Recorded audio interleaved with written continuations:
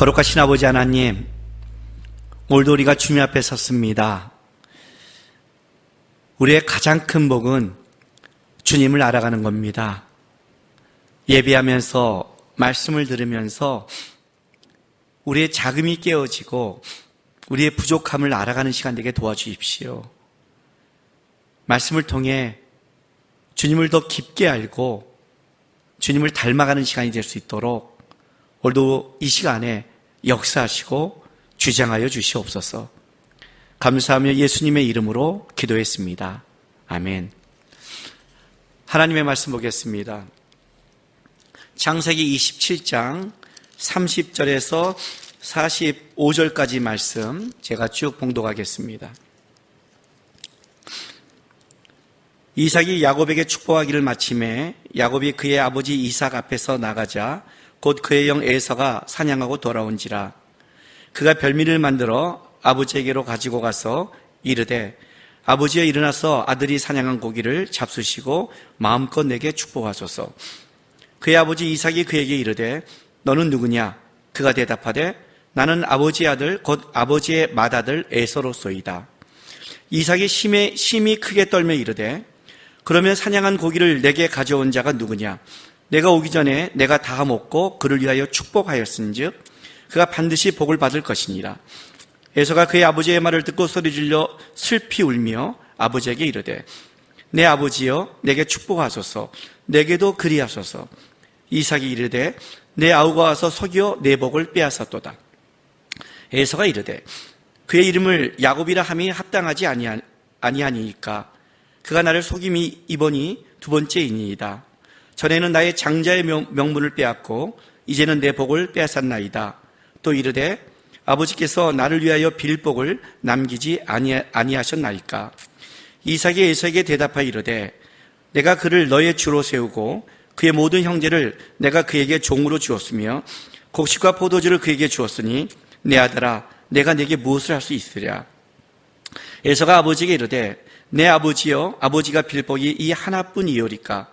내 아버지여 내게 축복하소서. 내게도 그리하소서 하고 소리를 높여 우니 그 아버지 이삭이 그에게 대답하여 이르되 내 주소는 땅의 기른짐에서 멀고 내리는 하늘 이슬에서 멀 것이며 너는 칼을 믿고 생활하겠고 내 아우를 섬길 것이며 내가 매임을 벗을 때에는 그 멍에를 내 목에서 떨쳐버리라 하였더라. 그의 아버지가 야곱에게 축복한 그 축복으로 말미암아 에서가 야곱을 미워하여 심중에 이르기를 아버지를 곡할 때가 가까웠은즉 내가 내 아우 야곱을 죽이려 하였더니 맏아들 에서의 이 말이 리브가에 들림에 이에 사람을 보내어 작은 아들 야곱을 불러 그에게 이르되 내 형 에서가 너를 죽여 그 한을 풀려 하니 내 아들아 내 말을 따라 일어나 하란으로 가서 내 오라버니 라반에게로 피신하여 내 형의 노가 풀릴 때까지 몇 날 동안 그와 함께 거주하라. 내 형의 분노가 풀려 내가 자기의 행한 것을 잊어버리거든 내가 곧 사람을 보내어 너를 거기서 불러오리라. 어찌 하루에 너희 둘을 잊으랴. 아멘. 신앙의 삶은 산을 이렇게 오르는 것과 좀 비슷합니다. 제가 청년 때 이제 소금강을 한번 가본 적이 있어요. 소금강을 가는데 소금강산이죠. 또 소금강 그러니까 사람들 강을 또 찾더라고요. 그게 아니라 작은 금강산에서 소금강산입니다. 산을 이제 등반했는데 올라가는데 이제 청년 때는 이제 제가 막 힘이 있으니까 올라가죠. 요즘은 등산을 절대 안 하거든요. 왜냐하면 올라가면 또 내려와야 되잖아요. 이제 그게 싫어서 안 하는데 그때 이제 올라갈 때도 그때는 올라가기 싫었어요. 그래서 이제 친구들이 가자고 해서 올라가는데 가기 싫은데 이렇게 한 계곡을 싹 돌아가는데 앞에 가니까 와 그러는 거예요. 궁금해서 따라갔죠. 근데 딱 도니까 진짜 절경이 나타나는데 우와 그렇게 됐어요. 그리고 그것 때문에 조금 더 가요. 또 와 하면서 그렇게 이제 계속 올라가게 됐어요. 소금강산을. 우리가 믿음의 눈으로 세상을 보는 게 뭐냐면 산 위에 자기가 어느 정도의 위치에 있느냐에 따라 보는 게 달라져요. 밑에서 보는 것과 위에서 보는 건 달라요. 중간에서 보는 것도 다르고요. 자기가 보는 데서 우리는 다 판단할 수밖에 없고 거기가 자기가 있는 현실이고 상황이기 때문에 거기서 평가하지만 그 위로 올라간 자는 그게 다 보이는 거예요. 거기까지 오르려면 그 길을 가야 되는 것이고 그게 길인지 길이 아닌지도 위에서는 보이는 거예요. 신앙생활이 똑같아요. 이 신앙의 길을 간 사람들은 이제 신앙을 시작하고 힘들어하는 사람들에게 이런 말을 가끔 하죠. 그게 축복의 길이야. 그 말이 이해가 안 되는 거예요. 왜냐하면 나는 지금 힘들고 있고 어려운데 그걸 왜 축복이라 그러지? 왜냐하면 하나님의 축복이 그냥 편하게 뚝 떨어지는 게 아니라 그거를 거친 자가 뭘 아냐면 그게 축복인지를 아는 거예요. 여러분 실력이 없으면 줘도 그게 축복인지를 몰라요. 지금 저희 어머니는 소천하셨지만 그 전에 있을 때 이렇게 폴더폰 2G 옛날에는 그거였죠. 이렇게 줬어요. 나중에 이제 그것이 사라져서 또 알뜰폰을 해줬는데 분명히 옛날 폰보다는 이게 더 기능이 많아요. 그러나 우리 어머니가 쓰는 것은 기능이 많다 적다가 아니에요. 전화와 문자밖에 못해요. 그분에게 지금 5G를 줘도 똑같을 거예요. 아마 더 좋은 거를 줘도 그분에게는 사용할지 모르면 그게 좋은 게 아니죠. 축복이 그런 거예요. 하나님이 그에게 좋은 걸 주고 아름다운 걸 준다 할지라도 그것을 내가 보는 실력과 수준이 없으면 좋은 것인 줄 모르는 거죠. 그리고 하나님이 축복을 줘도 그게 축복을 어떻게 사용하는지를 몰라요. 왜? 그게 그의 수준이기 때문에. 수준이니까. 제가 청년들에게 이런 말을 했을 거예요. 신앙의 90% 이상은 미성숙의 문제다. 우리 신앙에 일어나는 모든 상황에, 나에게 일어나는 모든 상황에 실제 90%의 문제는 상황과 환경의 문제가 아니라 미성숙의 문제다. 미성숙하면 다 문제가 되는 거예요. 실력이 없으면 다 문제가 되는 거예요. 그러나 실력이 잘하면 그것이 문제가 안 되는 거예요. 하나님이 우리를 이 삶 속에 문제를 없애는 것이 아니라 실제 우리를 실력 있게 만들어서 그 문제가 안 되게 만드는 것이 그것이 하나님이 만드시는 방법이지요. 그게 축복이죠. 축복이 그냥 세상적인 복을 말하는 게 아니라 그 사람이 어떠한 환난과 환경 속에서도 흔들리지 않는 하나님 앞에 살아갈 수 있는 그런 자, 하나님과 교제하며 이 땅에 하나님이 원하는 것을 갈 수 있는 자, 그가 축복의 사람이라는 거예요. 오늘 우리는 지금 창세기 27장을 보는데 이 창세기 27장은 뭐냐면 미성숙한 신앙이 어떤 일을 겪는가가 아주 적나라하게 드러나는 게 창세기 27장의 말씀이에요. 하나님이 축복을 줘도 야, 축복을 이렇게 모르는구나. 하나님의 일하심을 모르는구나. 이게 모르면 이렇게 쪼다짓을 할 수 있구나. 아니 어떻게 이런 바보 같은 짓을 연달아 하지? 믿음이 없다는 것, 실력이 없다는 것, 이것이 얼마나 그 땅을 살아가는 사람에게 진짜 바보 같은 짓을 연속할 수 있는가, 그걸 드러나고 있는 거예요, 실제로. 그래서 창세기 27장은 여러분 우리에게 아주 심각하게 중요한 메시지를 전하고 있어요. 창세기 27장은 지금 제가 뒷부분부터 본문을 읽었지만 이삭이 에서에게 축복하려는 것을 야곱이 들어가서 에서가 사냥하러 간 사이에 축복을 받는 거죠. 그리고 축복이 끝나자마자 에서가 돌아와서 자기 축복이 빼앗겼다고 말하고 이삭도 에서가 너의 축복을 뺏어갔다고 말하는 그렇게 본문이 끝나는 그것 때문에 에서가 야곱을 죽이려고 작정하고 야곱이 하란 땅으로 도망가는 이제 그게 27장의 이야기예요. 그래도 우리는 이제 20장을 볼 때 이렇게 말을 해요, 사람들이. 야곱이 에서의 축복을 뺏었다고 말을 해요. 아니에요. 그게 이제 잘못된 시야라는 거죠. 왜 아니냐면 원래 이 축복은 야곱의 것이었어요. 창세기 25장에 뱃속부터 얘들이 싸웠을 때 그 그걸 가지고 하나님 앞에 나왔을 때 그때부터 결정이 났어요. 어떻게? 큰 자가 작은 자를 섬길 것이다. 그러니까 쉽게 말하면 창세기 27장은 어떤 얘기냐면 야곱이 자기가 마땅히 받아야 될 축복을 이렇게 쪼다같이 받아오는구나. 그 얘기를 하는 거예요.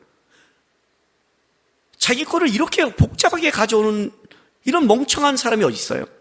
지금 그게 지금 27장의 이야기예요. 이삭 또한 마찬가지예요. 이삭 또한. 아니, 어떻게 야곱에게 갈 축복을 에이서에게 주려고 했을까? 리브가는 분명히 이것이 야곱의 축복인 줄 아는데 왜 이렇게 조급했을까? 에이서는 왜 이걸 자기 축복인 줄 엉엉 울었을까? 전부 다 말도 안 되는 이 진짜 뭐랄까요? 엉망진창 같은 이 믿음이 없는 이 가정?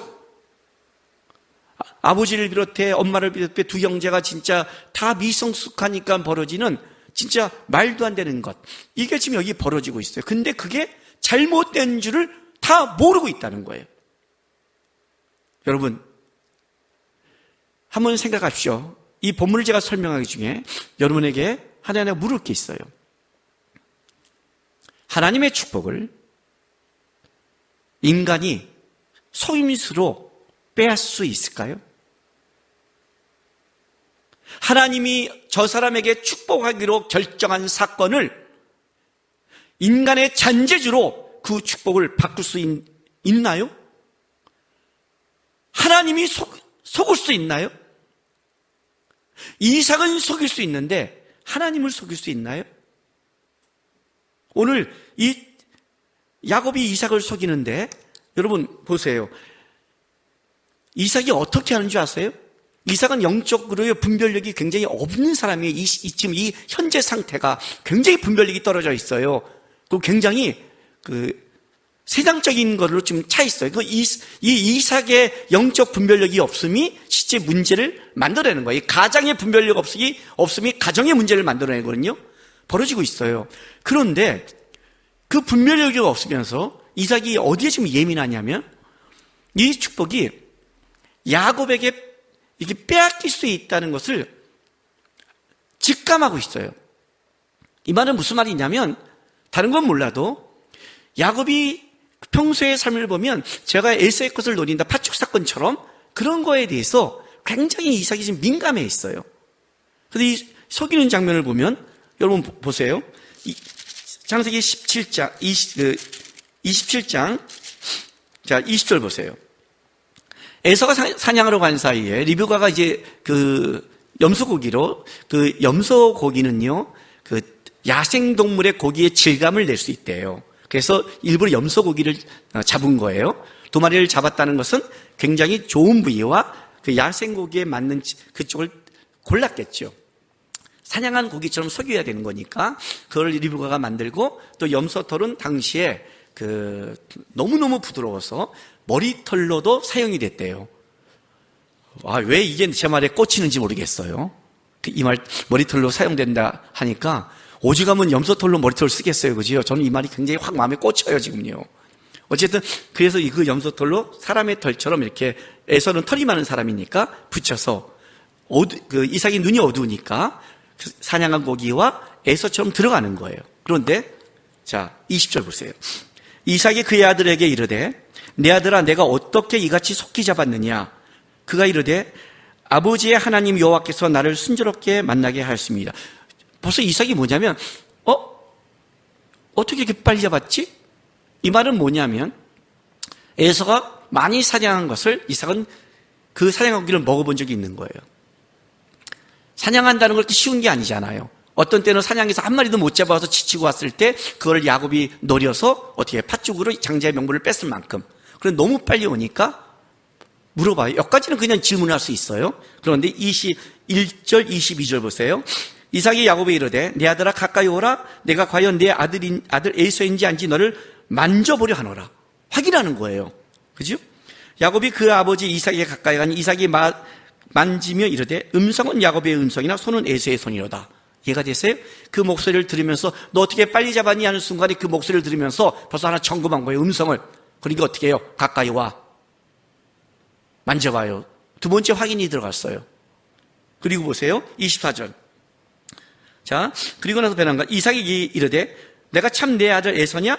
그가 대답하되 그러하니라. 여러분 이거는 거짓말하는 사람들 이 아이들 할 때 이거 다 잡아낼 때 굉장히 잘 쓰는 방법이에요. 뭐냐면요.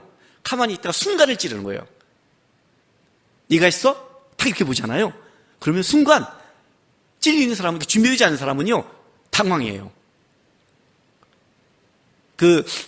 주일날 예배 이제 드리다가 제가 이제 설교하면서 뭐냐면 일주일 동안 하나님 앞에서 제대로 살아야지, 응?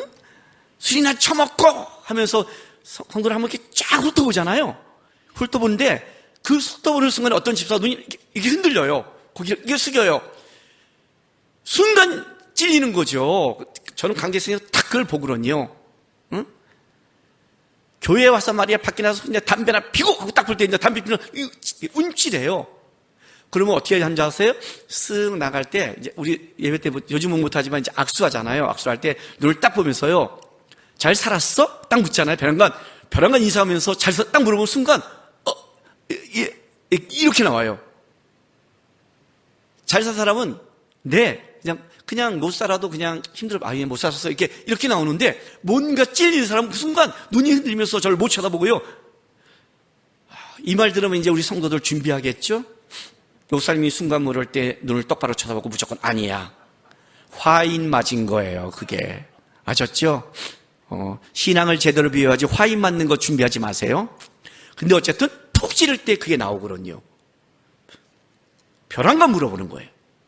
너가 에서냐? 그런데 야곱이 참 준비된 사람이에요. 그가 대답하되 그러하니이다. 3번 넘어갔어요. 자, 아직 안 끝났어요. 지금 계속 이삭이 촉이 다른 촉이 쓴 거예요, 지금. 자, 26절, 27절. 그의 아버지 이삭이 그에게 이르되 내 아들아 가까이 와서 내게 입 맞추라. 이제 축복할 지금 마음 놓고 딱 입을 맞추는 거예요. 제일 가까이 왔을 때. 27절 보세요. 그가 가까이 와서 그에게 입 맞추니 아버지가 그의 옷에 향취를 맡고 그에게 축복하여 이르되 내 아들의 향취는 여호와께서 복 주신 바의 향취로다. 마지막 정보이 뭐예요? 냄새를 맡은 거예요. 앞이 안 보이니까 후각이 발달되어 있잖아요. 만지고 촉감과 입 맞추라면서 냄새를 맡는 거예요. 근데 리브가와 야곱은 더 준비된 사람이죠. 벌써 에서의 옷과 다 맞춘 거죠. 속았어요. 이삭이 속았어요. 이삭은 속았어요. 근데 우리가 묻는 게 이거예요. 하나님도 속았냐는 거죠. 어떻게 하나님을 속여요? 어떻게 하나님을 속여요? 제가 야곱을 좋아하잖아요. 제가 야곱을 좋아하는 것은 야곱의 말년 때문에 그래요. 여러분 똑같이 야곱도 말년에 눈이 어두웠어요. 요셉이 므낫사와 에브라임을 데리고 왔어요. 오른손이 권능의 손이기 때문에 그 손으로 므낫세를, 왼쪽에 에브라임을 데리고 왔을 때 야곱은 분명히 안 보였어요. 그래서 뭐라고 말하냐면 야곱이 들어올 때부터 그가 누군지 몰라서 요셉에게 내 옆에 있는 자가 누구냐 물을 때 하나님이 애굽에서 나에게 준 자녀이라를 고백해요. 그리고 데려왔을 때 야곱이 앞이 안 보이는데 손을 엇맞춰 축복을 해요. 그 총명한 요셉이 놀래서 막잖아요. 안 돼요 아버지 그렇게는. 놀래서. 그럴 때 야곱이 뭐라고 그래요? 아들아 나도 안다. 멋있는 말이에요. 내가 세상의 눈은 안 보이지만 하나님의 섭리와 영적인 눈은 나는 보고 있다.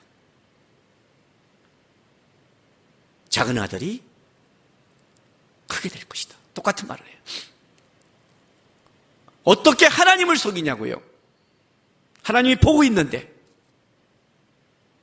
에서가 아니라 야곱에게 갈 거예요. 원래 하나님이 야곱에게 축복으로 작정하셨다니까요. 근데 하나님 보기 웃긴 거예요. 저는 쪼다같이 축복을 왜 저렇게 곱작하게 받지? 이해가 되세요?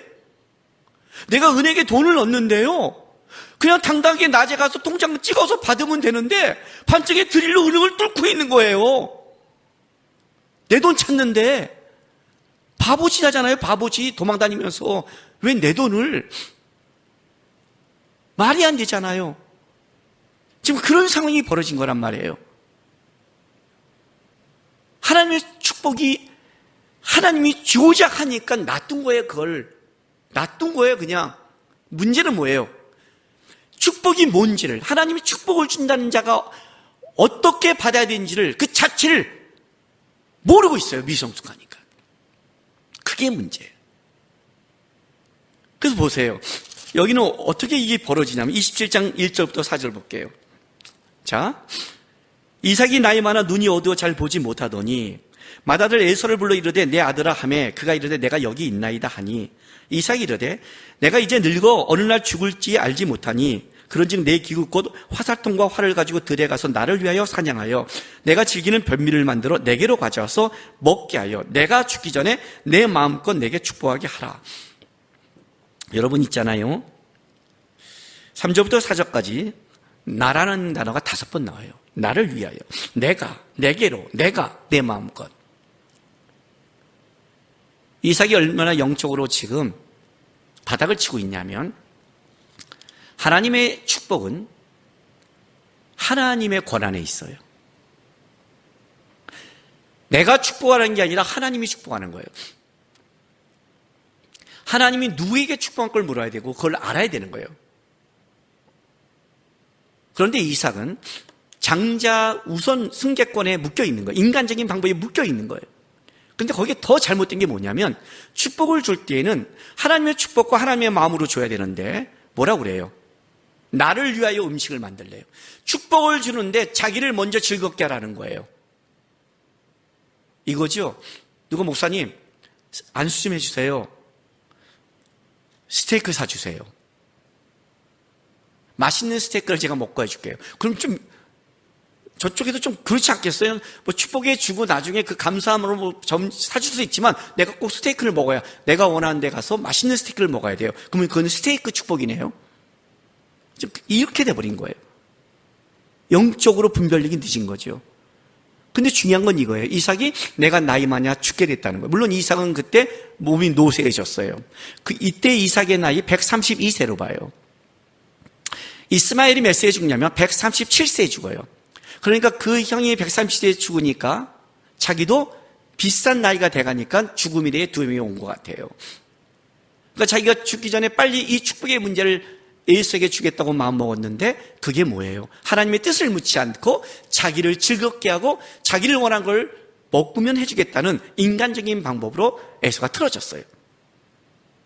그리고 이삭이 틀어졌죠. 그리고 에서가 사냥으로 갔을 때 재밌는 건 뭐냐면 그 다음에 리브가는 또 그걸 들어요.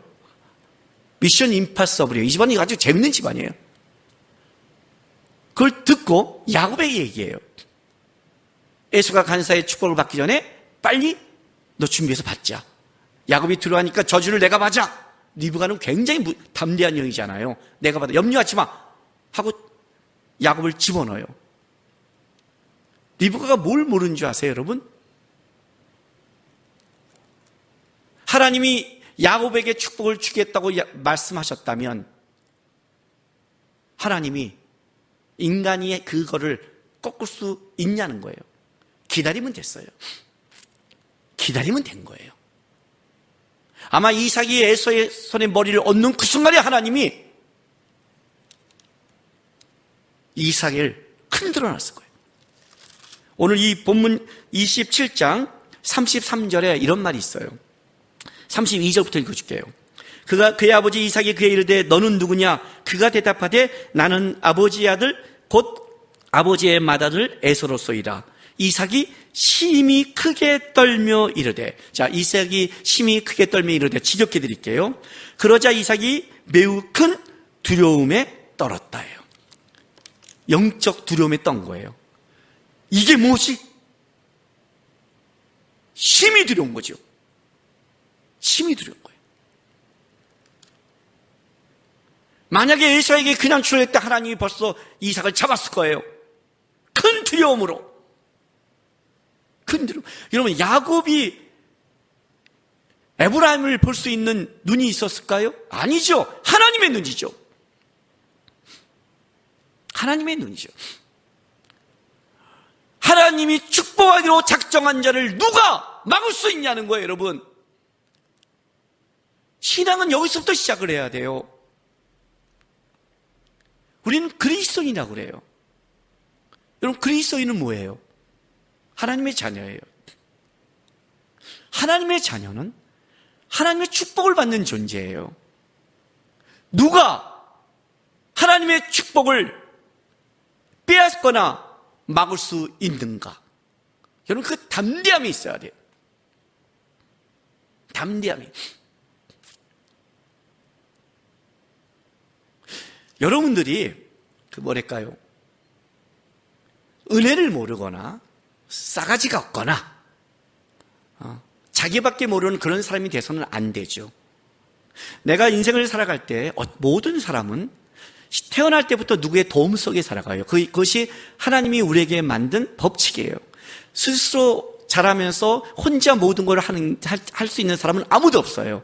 부모의 도움, 사람의 도움, 스승의 도움, 그 속에서 우리는 자라가요.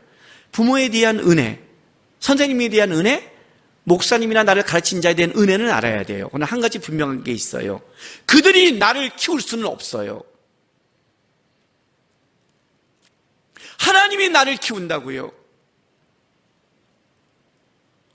하나님이 그를 통로로 세운 자에 대한 감사함과 그 은혜는 알아야 되지만 중요한 것은 하나님이 나를 세우고자 작정하면 하나님은 누구를 통해서 세울 수 있다는 걸 알아야 돼요. 이것이 무리함으로 가면 안 되지만 자존감을 가지고 있어야 된다는 거죠. 왜 이게 중요하냐면 뒤집어서 얘기한다면 내 상황이 어떤 때는 안 되고 무너지고 흔들릴 때 우리는 어떻게 생각하냐면 환경이 그래, 사람이 없어 그래, 저 사람 때문에 망했어 이렇게 말을 해요. 아니요. 저 사람 때문에 망할 수 없어요. 만약 망한다면 내가 믿음이 부족했겠죠. 사람을 보는 믿음이었겠죠. 그게 사람을 보는 믿음. 제가 우리 교회 예배팀을 가르칠 때 그렇게 가르쳐요. 저 사람이 진짜 신앙이 있느냐 없느냐를 알아보는 가장 좋은 방법이 있다. 뭐예요? 시공한테 어느 날 갑자기 야, 너 좀 쉬고 자막해 하면 변화가 내가 왜? 뭘 잘못했는데. 우리는 뭘 내리고 뭐 시키면 뭐 잘했냐 잘못했냐요. 이게 세상적인 거죠.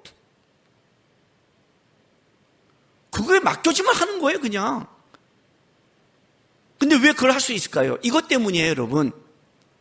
하나님이 나를 세우고자 하고 마음먹었다면 누구도 막지 못한다. 믿음이 있어야 돼요. 그게 다윗이에요. 다윗이 왜 이렇게 기다렸을까요? 그 동굴 속에 들어왔을 때 죽여도 되고 그 장막 속에 들어가서 물병과 창을 말고 진짜 죽여도 되는데 왜 그랬을까요? 하나님이 나를 세우려면 내가 죽이지 않아도 하나님을 세울 수 있다요. 하나님이 나에게 허락지 않다면 내가 죽여도 나는 고생한다. 내 고생은 현상은 사울 때문이지만 실제는 사울이 없으면 다른 자를 통해서 나는 이 연단은 받는 거예요. 하나님 앞에 살아는 그게 코람데오라고 했잖아요. 하나님 앞에서 신앙은 그 싸움이라고 그랬잖아요. 이 가정은 영 바보짓을 하는 거예요. 이삭은 자기가 축복을 줄 수 있다 생각하고 에서는 아버지의 사랑을 받으면 축복받을 생각하고 리브가는 저 축복을 어떻게 야곱으로 돌려야 한다고 생각하고 야곱은 지금이 아니면 축복을 빼앗긴다고 생각하는 전부 다 하나님을 놓쳐버린 인간적인 눈에서 갖고 있는 그것이 이런 뭐예요? 이상한 막장 드라마를 만들어내기 시작했어요. 이 막장 드라마는 어디까지 가는지 볼까요? 자, 보세요. 40절 27장 40절, 41절, 42절 읽어줄게요. 너는 칼을 믿고 생활하겠고 내 아우를 섬길 것이며 내가 매임을 봤을 때는 그 멍에를 내 목에서 떨쳐버리리라. 39절에 40절에 축복을 달라는 에서에게 이제 축복을 말해요. 이건 축복이 아니죠. 아무리 봐도. 이것은 그 에서의 원래 살아가는 그의 삶을 얘기하는 거예요. 너는 네 힘을 의지할 것이며 하나님의 축복에 들어올 수 없을 것이며 이제 그걸 다시 한번 딱 선포하는 거예요. 해놓고 났더니 41절 보세요. 그의 아버지 야곱에게 축복한 그 축복으로 말미암아, 그 아버지가 야곱에게 축복한 축복으로 말미암아 에서가 야곱을 미워하여 심중에 이르기를 아버지를 곡할 때가 가까웠은즉 내가 내 아우 야곱을 죽이리라. 마음 먹어요. 죽여버리겠어. 디데이는 아버지가 죽었을 때. 왜? 에서는 이삭의 사랑을 받았고 야곱은 리브가의 엄마의 사랑을 받았어요. 사랑이 갈라져 있었죠. 그런데 에서는 누가 중요하냐면 이삭이 중요한 거예요. 그래서 아버지 살아있을 때 죽이면 어떻게 돼요? 아버지의 가슴에 못을 박는 거잖아요. 그래서 자식을 죽인 거니까.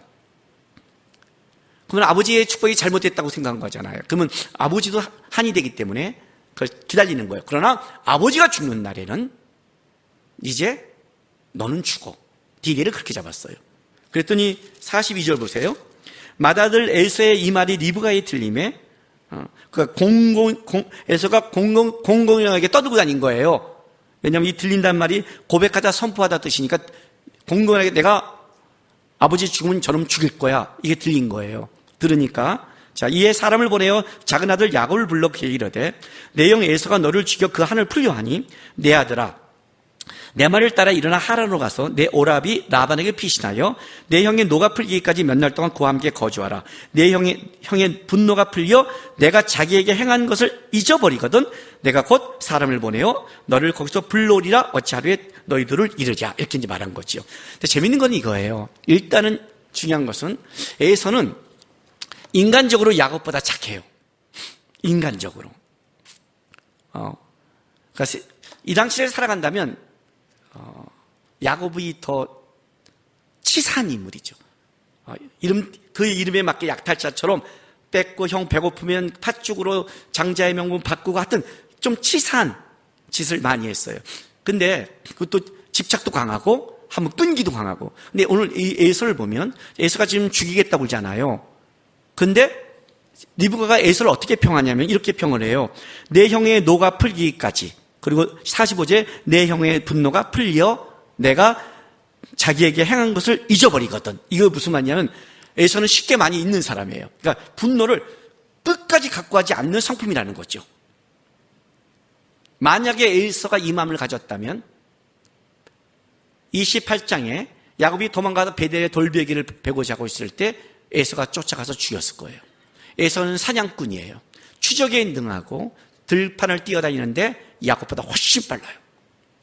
나중에 돌아올 때 야곱이 그의 가족을 갖고 와서 3일길에 지났을 때 장인 라반이 추적해서 일주일 만에 잡잖아요. 그러니까 라반도 못된 놈이죠. 그죠? 근데 에서는 그걸 쫓아가지 않는 걸 본다면 에서는 그렇게까지 분노해서 쫓아가서 죽일 그런 성품이 아니라는 거예요. 리브가의 판단이 얘는 이 분노가 어느 정도 가라앉는다면 그렇다면 죽이지는 않을 거야. 그때까지 도망가라를 생각을 한 거예요. 그리고 이제 이삭을 서식혀 도망가요. 이게 이제 너무 재밌어요. 왜냐하면 지금 이삭은 자기가 눈이 어둡고 곧 죽게 됐다고 생각했어요. 아마 이때 이삭이 몸이 좀 안 좋았을 것 같아요. 죽게 됐다고 생각했어요. 그래서 축복을 주려고 해요. 그런데 리브가가 보기에도 지 남편이 죽을 것 같은 거예요. 에서가 보기에도 아버지가 죽을 것 같아요. 그래서 디데이를 어떻게 잡아요? 죽을 때 잡아요? 죽은 다음에 죽이겠다고 그래요. 그러니까 이 말 듣고 야곱도 그렇게 봐요. 왜냐하면 이삭이 죽지 않을 것 같으면 왜 도망가요? 그죠? 근데 누가 보기도 이삭이 죽을 것 같은 거예요. 그래서 야곱이 도망가 버렸어요. 그런데요, 이삭은 180까지 살아요. 20년 동안 밭다람에서 온갖 고생 다 하고 돌아올 때까지 이삭은 살아있어요. 아브라함이 175세인데 이삭은 180세를 살아요. 세 족장 중에 가장 오래 살아요. 골골 180이에요. 골골 80이 아니라 골골 180. 이게 너무 웃긴 거죠. 그죠? 에서가 아마 아버지 죽을 디데이를 기다리고 있다가 에서가 지쳐서 포기했을 것 같아요, 저는. 이게 얼마나 인간적인 안목이 틀어졌다는 걸 얘기하고 있잖아요. 그죠? 지금 야곱이 지금 뭐가 문제인 줄 아세요? 축복을 받았어요. 하나님의 축복을. 근데 하나님의 축복을 받은 자가 그렇지 않은 자에게 곧장 죽을 거라고 생각하세요? 축복이 뭔지를 몰라요. 축복을 받았는데 축복이 뭔지를 몰라요. 생명이 하나님께 있다는 걸 몰라요.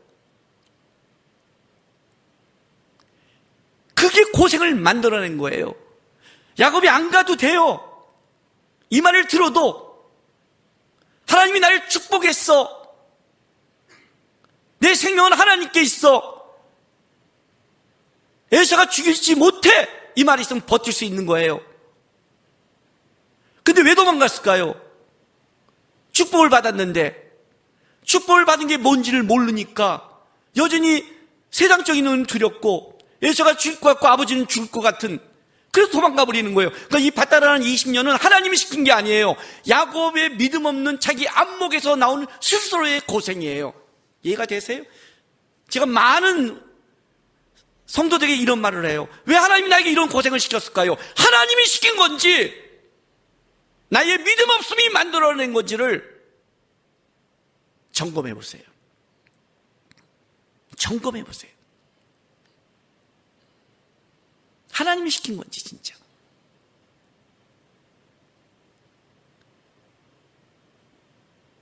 하나님이 아무리 축복을 주는 게 중요하지 않아요. 제가 많이 쓴 예화잖아요. 하나님 폭포수 같은 축복을 부어주셔서 근데 내 그릇은 요만해. 보이세요 이거요? 폭포수를 부어도 뭐예요? 소용없어. 내가 받을 수 있는 그릇은 요거밖에 안 돼요. 무슨 폭포예요? 다 젖어 흘러가는 거. 억울하지 않아요? 흘러서 딴 데로 가는 게 다? 하나님의 축복을 받으려면 축복에 맞는 그릇이 돼야죠. 축복을 담을 수 있는 실력이 돼야죠. 축복을 사용할 수 있는 믿음이 있어야죠.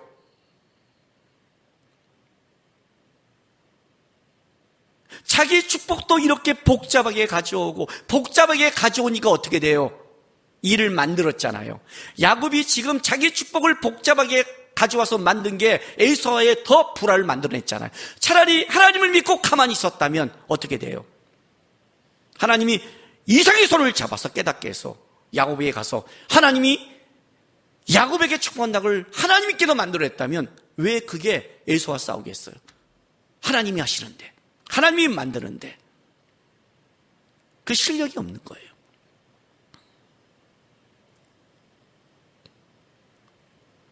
우리는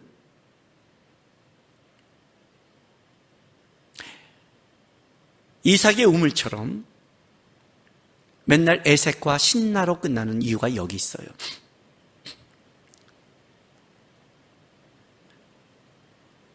어떤 성도가 저한테 이렇게 묻더라고요. 목사님, 저는 내 삶에 하나님의 기적을 체험하면 좋겠어요. 이렇게요. 그럼 제가 이렇게 말을 해요. 하나님의 기적을 체험하려면 전제 조건이 있어야 되는데 뭐예요? 기적을 맛보기 전에 꽉 막힌 상황이 전제가 되는 거예요. 홍해를 가르고 걸으려면 홍해 앞까지 가야 되고 돌아갈 수 없는 진퇴양난의 상황이 있어야 홍해가 가는 역사를 보는 거예요. 다른 길로 다 도망가 놓고 무슨 홍해를 가른다고 그래요? 기적을 맛보고 싶다고요.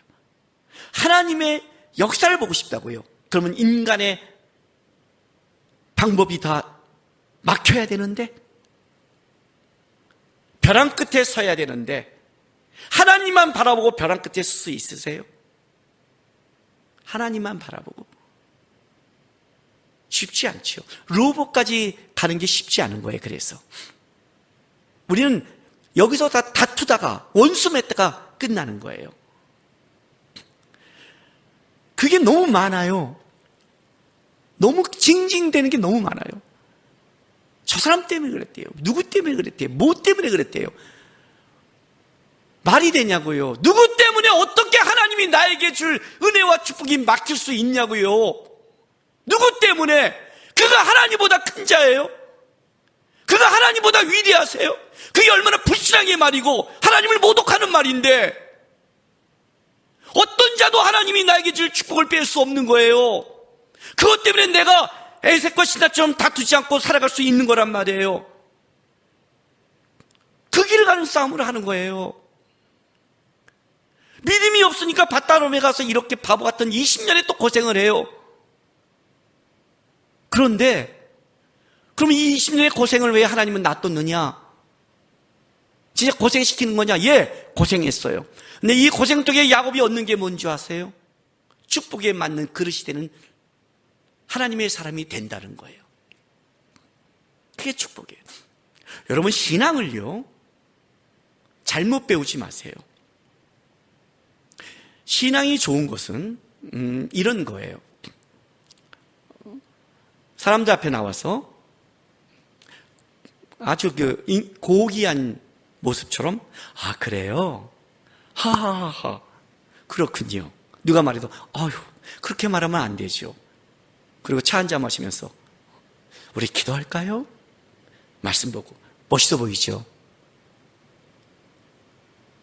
신앙은 어디 가서 조용히 말씀 보면서, 기도하면서, 잔잔한 호수처럼 살아가는 그런 광고나 드라마를 찍는 게 아니에요. 성경을 자세히 보세요. 그렇게 골방에 들어간 자들은 성경에 아무도 기록하지 않아요.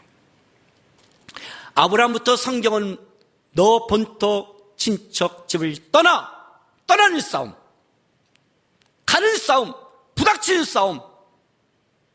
애굽에 내려갔다가 아내를 넘기기도 하고 배우기도 하고 롯과 싸우기도 하고 전쟁도 하고, 그 속에 하나하나 싸워가면서 하나님의 그릇으로 만들어져 가요. 모든 신앙의 인물들은 골방에서 고귀한 신앙생활을 하는 게 아니라 내 삶의 현장 속에서 하나님의 그 루옵을 맛보기까지 에색과 신난을 거쳐가는 모자르지만 그 치열한 싸움 속에서, 그 흔적 속에서 신앙을 배워가는 거예요.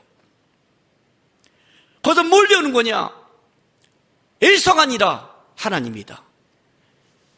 사울이 아니라 하나님이다. 이해가 되세요? 바로왕이 아니라 하나님이다. 모든 신앙의 인물들은 그를 싸우게 하는 대상은 다 달랐지만 결과가 똑같았어요. 하나님이 축복을 준다. 하나님이 모든 것의 주인이다. 하나님만 섬기면 된다. 그걸로 모두게 갔어요. 창세기 27장 이야기가 그 얘기를 하는 거예요. 누가 하나님의 축복을 빼앗을 수 있는가? 우리가 신앙이 못 자랐고 우리 안에서 하나님을 붙잡는 믿음의 부족함으로 문제가 벌어지는 거지, 실제 그렇지 않다. 축복을 받아도 축복이 뭔지를 모르기 때문에 우리가 삶을 어렵게 사는 거지. 진짜 축복받은 자의 그 자존감을 알고 살아간다면 여러분 인생 속에 내가 축복받는 것이 나의 축복을 넘어서 그 축복을 흘려보내는, 하나님의 은혜를 드러내는 진짜 축복의 동로가 되는 겁니다. 하나님 앞에 서십시오, 여러분. 하나님의 축복을 아무도 뺄 수 없습니다. 우리는 하나님의 자녀입니다. 하나님이 나를 축복하겠다는 걸 뺄 수 없습니다. 그래서 우리는 하나님 앞에서만 살아가면 됩니다. 보지 마십시오. 다투는 자 보지 마십시오. 원수 보지 마십시오. 에서 보지 마십시오. 이삭에 보지 마십시오. 우리 안목으로 실수합니다. 하나님 바라보고 내에서 믿음의 싸움을 살아가면 우리는 이 시대 가운데 하나님이 축복에 맞는 그릇으로 만들어질 것이며 하나님이 축복이 무엇인지를 증명할 수 있는 멋진 하나님의 사람이 될 것입니다. 모두 이 시대를 살아가는 멋진 축복의 사람이 되길 주의 이름으로 부탁드립니다. 여러분, 우리 기도합시다. 기도는 징징대는 거 아닙니다. 하나님이 안 주면 저 안 돼요. 좀 비춰버리겠어요. 예, 고백하십시오. 그러나 징징으로 끝나지 마십시오. 하나님이 하십니다. 나는 축복의 자녀입니다. 지금 너무 힘들고 어렵지만 나는 하나님이 나를 만들 걸 믿습니다. 나는 이 시대에 하나님의 축복을 드러낼 것입니다. 하나님, 내 안목으로 가지 않고 하나님의 분별력으로 가게 도와주십시오. 이 시간 다 같이 기도하며 나가겠습니다. 기도하겠습니다. 거룩하신 아버지 하나님, 감사합니다. 하나님, 우리는 하나님의 자녀입니다. 우리는 축복의 자녀입니다. 우리는 그리스도인입니다. 우리 안에 예수가 있습니다. 우리의 앞서 하나님이 일하십니다. 놓치지 않게 도와주시옵소서. 우리의 안목이, 우리의 믿음 없음이, 우리의 부족함이, 우리의 육적인 다툼이 축복의 사람처럼 못 사는 것을 만들어냅니다. 하나님, 이 부족한 야곱을 만드신 하나님, 우리를 만들어 주시옵소서. 그래서 우리가 이 시대에 하나님의 축복이 뭔지를 드러낼 수 있는 하나님 앞에 살아가는 자가 되기를 하나님 도와주시옵소서. 우리를 자라게 하여 주시옵소서. 그래서 이 믿음으로 하나님 앞에 서는 게 아니라 하나님이 기뻐하는 깊고 넓은 믿음으로 서갈 수 있도록, 진짜 하나님의 축복을 담을 수 있는 그릇이 될 수 있도록, 하나님의 축복을 자랑하는 자가 될 수 있도록 하나님, 우리를 사용해 주시고 세워주시고 역사하여 주시옵소서.